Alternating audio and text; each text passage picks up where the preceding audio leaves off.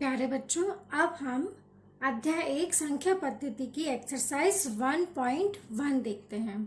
इसका question number 1 है, क्या शून्य एक परिमेय संख्या है? क्या इसे आप p/q के रूप में लिख सकते हैं, जहां p और q पूर्णांक है और q बराबर नहीं है, शून्य है? तो इसका हल है हाँ, शून्य एक परिमेय संख्या है। इसे हम p/q के रूप में लिख सकते हैं, जहां p और q पूर्णांक है और q बराबर नहीं है, शून्य है। उदाहरण के लिए हम शून्य को लिख सकते हैं 0/1, 0/2, 0/3 आदि। तो जब हम इस तरह से इसको प्रदर्शित कर सकते हैं या इस तरह से हम लिख सकते हैं, तो हम शून्य को एक परिमेय संख्या कहेंगे। अब हम देखते हैं क्वेश्चन नंबर 2, 3 और 4 के बीच 6 परिमेय संख्याएं ज्ञात कीजिए।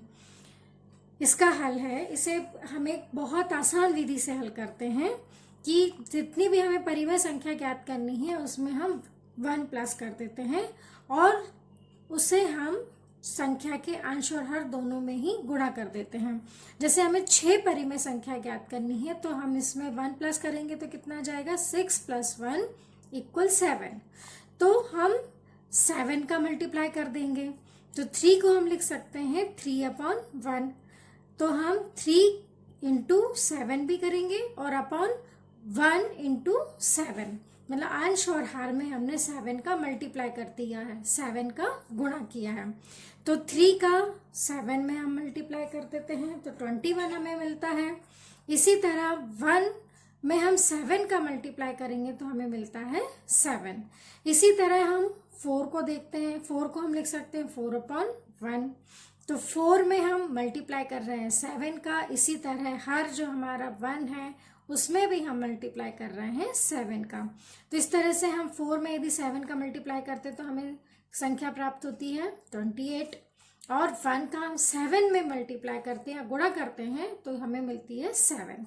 अतः अभीष्ट परिमेय संख्या होगी 21 से। हमें आगे संख्या देखिए, 21 के आगे क्या है, 22। तो 22/7, 23/7, 24/7, 25/7, 26/7, 27/7। इस तरह हमको 6 परिमेय संख्याएं ज्ञात हो गई हैं। इसी तरह क्वेश्चन नंबर 3 है, 3/5 एवं 4/5 के बीच 5 परिमेय संख्याएं ज्ञात कीजिए। हम यहाँ देखते हैं कि दोनों के हर यहाँ पर समान है। हल है, अब इसी तरह 5 परिमेय संख्या हमको ज्ञात करनी है, तो हम 5 में 1 प्लस कर देते हैं। तो 5 में 1 प्लस करेंगे तो हमें 6 मिलता है। तो इस 6 का मल्टीप्लाई हम अंश और हर दोनों में कर देते हैं। तो 3/5 हमारा बन जाता है। 3 में भी हम 6 का मल्टीप्लाई करेंगे और 5 में भी 6 का मल्टीप्लाई करेंगे। तो 3 में हम 6 से गुणा करते हैं तो मिलता है 18, और 5 में हम 6 से मल्टीप्लाई करते हैं तो हमें मिलता है 30। इसी तरह 4/5, 4 में हम 6 का गुणा करते हैं तो हमें मिला है 24। इसी तरह 5 में हम 6 का गुणा करते हैं तो हमें मिलता है 30।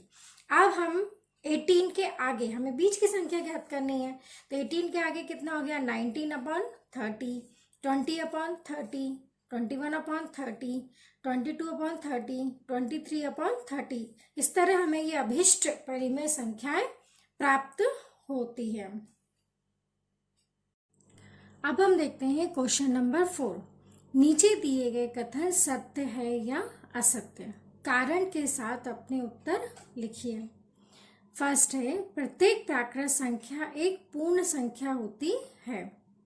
सत्य है कि प्राकृत संख्या एक पूर्ण संख्या होती है, क्योंकि पूर्ण संख्या के संग्रह में सभी प्राकृत संख्याएं समाहित है। ये हम अभी इससे पहले देख चुके हैं। सेकंड है, प्रत्येक पूर्णांक एक पूर्ण संख्या होती है। असत्य है, क्योंकि यदि हम एक उदाहरण देखें, -1 यदि लेंगे तो -1 एक पूर्णांक है लेकिन पूर्ण संख्या नहीं है, इसीलिए ये कथन असत्य है। थर्ड देखेंगे, प्रत्येक परिमेय संख्या एक पूर्ण संख्या होती है।